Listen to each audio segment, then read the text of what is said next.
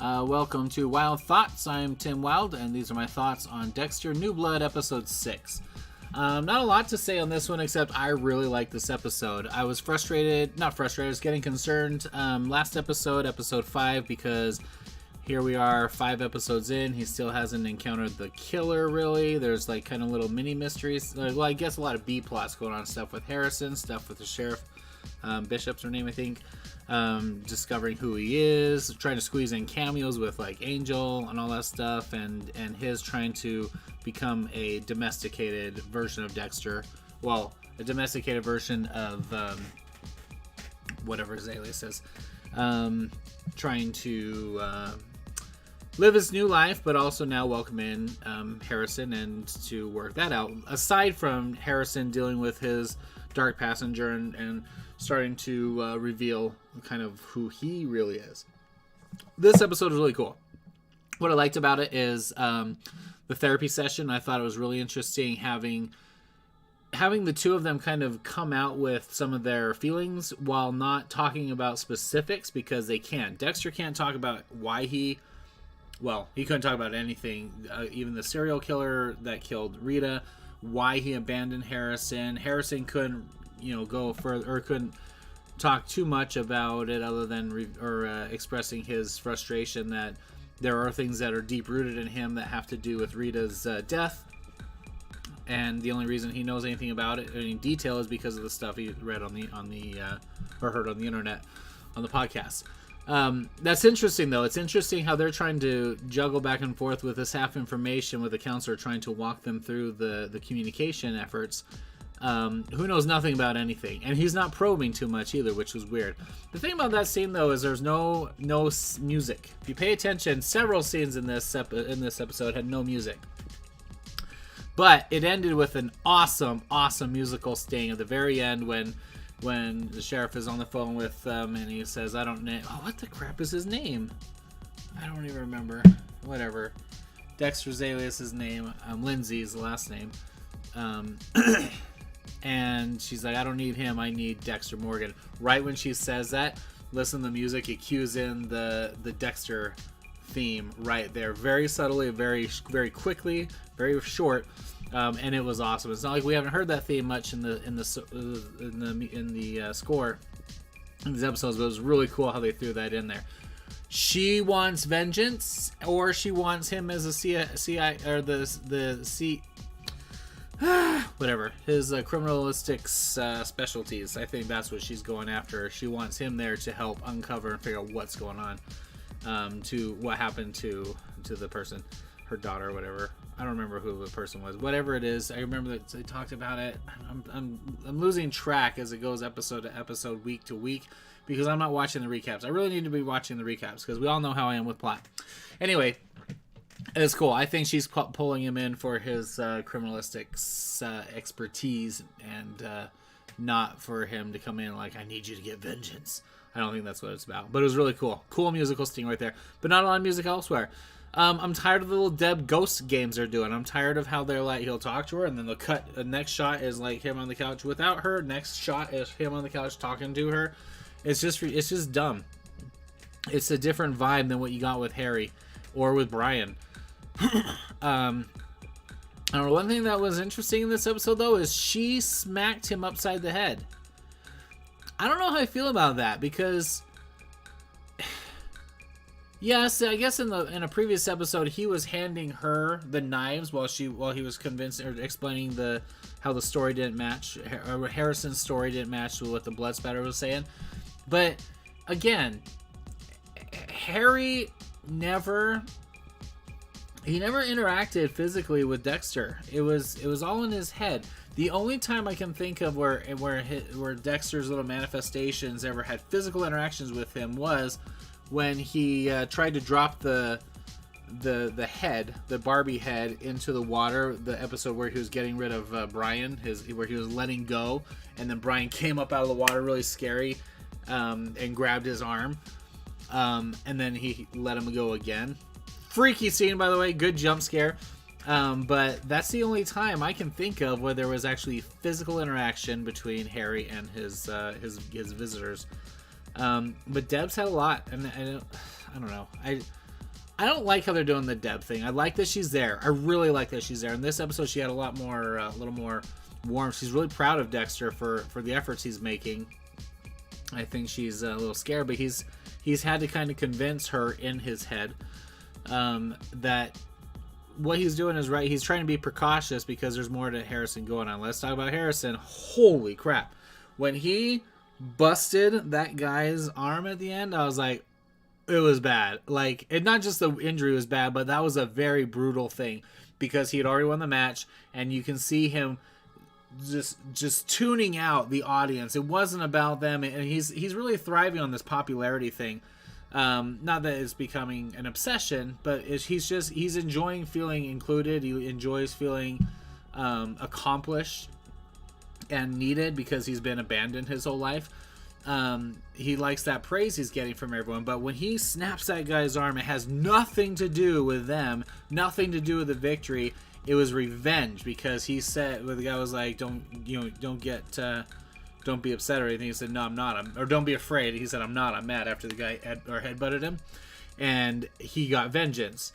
That's scary because I don't know if he's going to be able to bridle it.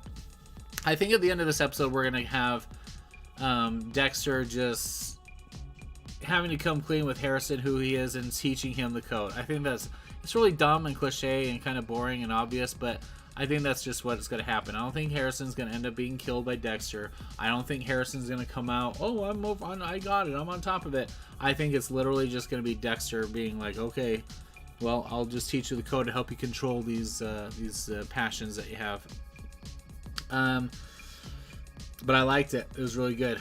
It was pretty intense. I liked the scene where Dexter barged in to get the podcaster, to save the podcaster from becoming the victim.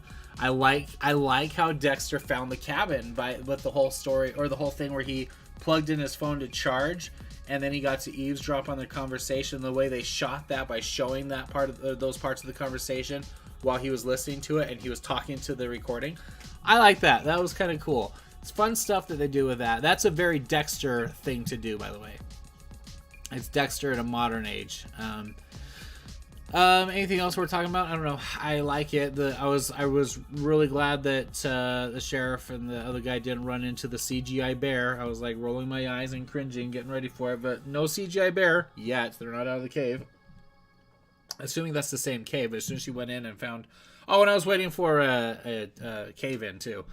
Every series or every movie where there's any kind of a spelunking kind of a situation like that, kind of spelunking, there's always a cave in, and it's just boring. It's just whatever. Anyway, it's good. I like it. I like what's going on. This is a good Dexter episode. It was a good little ties in. Oh, the scene with the sheriff. I'm trying to make this shorter. It's not working. Where she confronts Dexter, she pulls him over. That was so good. She is such a good actress. She's playing this part really well. But when she pulls over Dexter and says, license and registration, he's like, not that one. I need this one. And pulls out Dexter's obituary. Dexter is just frozen. He's like, oh crap. She's really serious. No nonsense. She's not looking for an explanation here. She says, come with me. You go to the station. I'm going to follow you to make sure you don't get lost. So good. And Dexter's just sitting there. When she goes back to her car, he's just like panicking and shocked. He's like, I don't know what to do.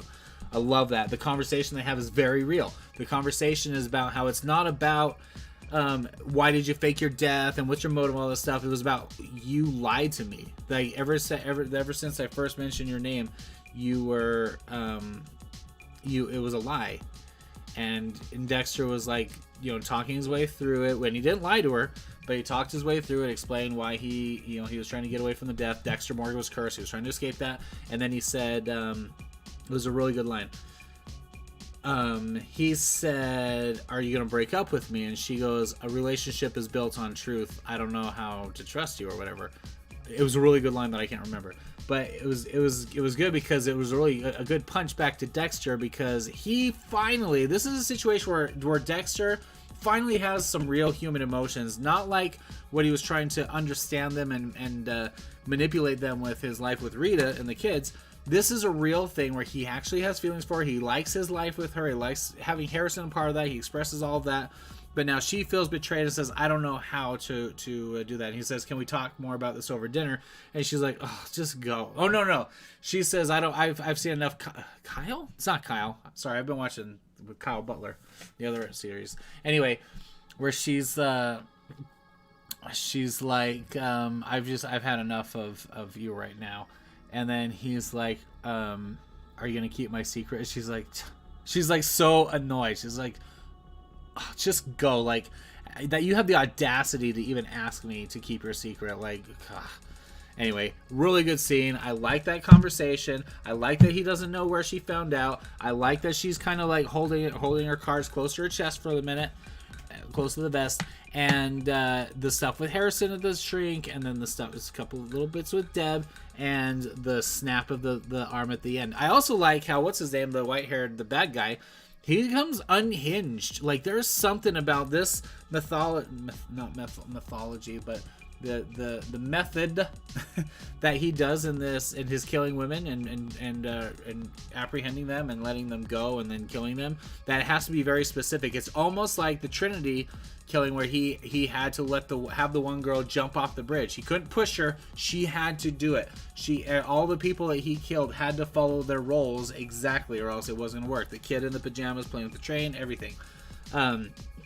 It's very much like that. That psyche is just snapped, and it's OCD about that process of how he gets his kill, what he needs them to do, what it needs to happen.